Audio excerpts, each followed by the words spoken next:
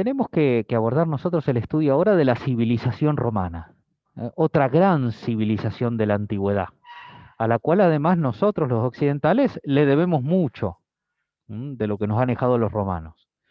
Hoy en día Italia es una nación importante, aunque no tiene la preponderancia o la primacía o la superioridad que tenía en los tiempos antiguos. Esta civilización que vamos a estudiar nosotros llegó a ser en Occidente la dominante, llegó a controlar prácticamente toda Europa, el norte de África y Asia Menor. Los romanos, como descripción general, podríamos decir que era un pueblo más primitivo y menos educado y civilizado que el pueblo griego, pero un pueblo muy hábil, y a raíz de eso lograron construir una república y un imperio muy importante que perduró a lo largo de 1000 años. ¿Cómo se originó la civilización romana?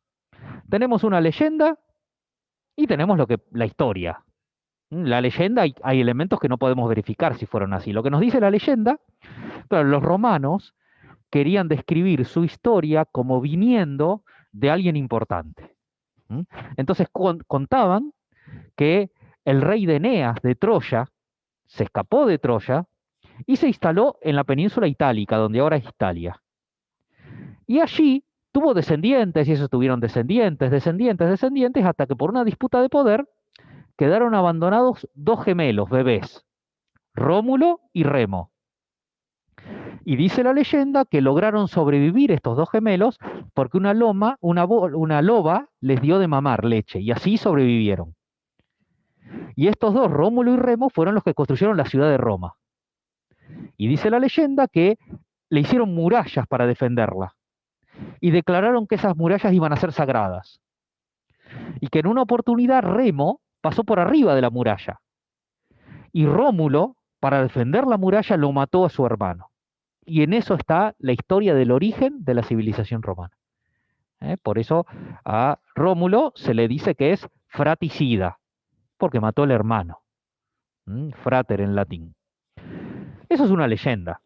En la historia, Roma fue una ciudad fundada por los pueblos que habitaban el lugar para defenderse de otros pueblos, y entonces la fundaron como una ciudad con murallas, como era habitual en las ciudades de la época, alrededor del año 753 a.C.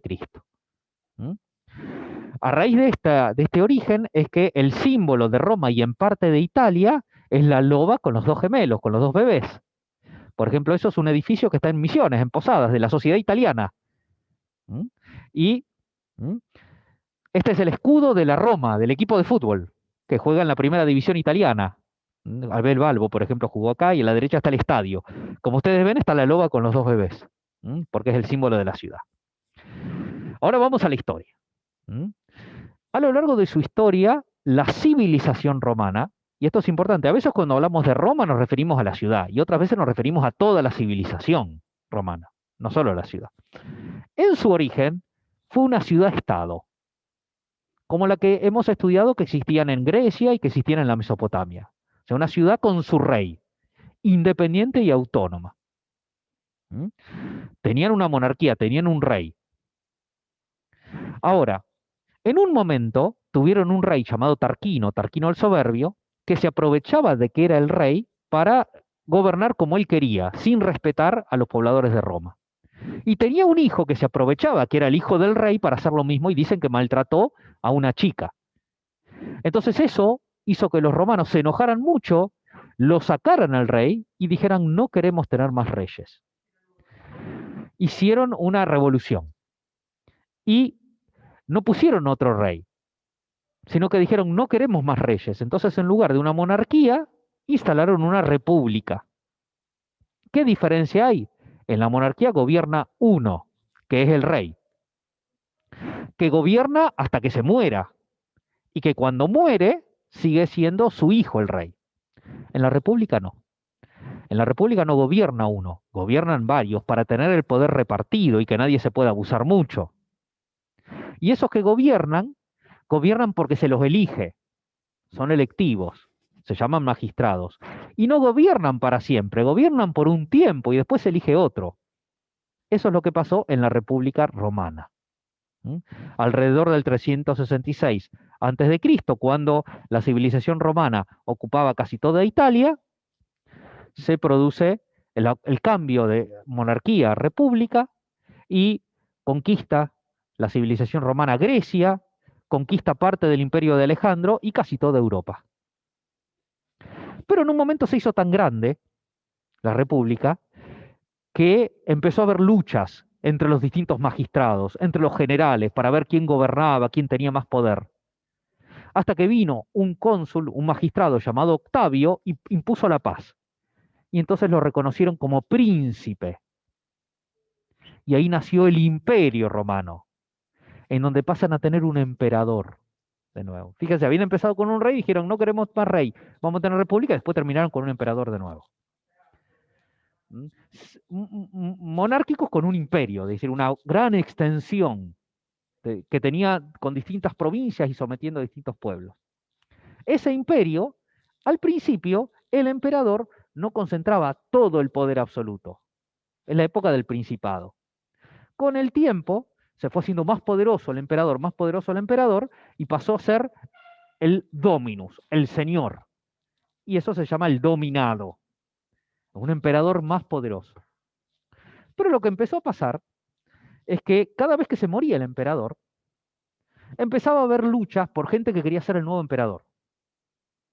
De hecho, a veces los emperadores, por ejemplo, como estaba la tradición de que el nuevo emperador era el hijo del emperador anterior, a veces un emperador cuando veía algunos generales que eran muy buenos los adoptaba como hijos para que después sean los emperadores. Y entonces cuando se moría empezaban las luchas.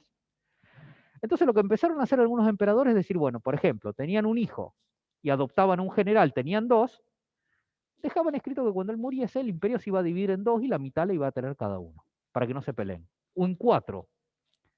Pero a veces después que se moría el emperador quedaba dividido en dos, pero uno lo trataba de conquistar al otro y lo volvía a hacer uno. O empezaba a haber guerras.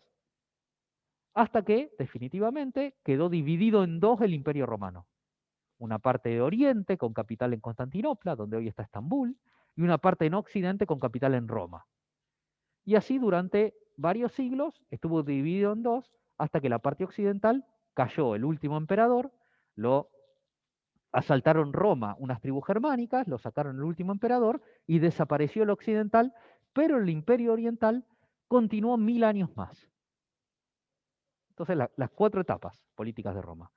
Una monarquía, donde era una ciudad-estado, una república con magistrados, el imperio, primero con menos poder el emperador, el principado, después con más poder el dominado, y al final dividido en dos con dos emperadores, dos imperios romanos, el imperio romano de Oriente y el de Occidente.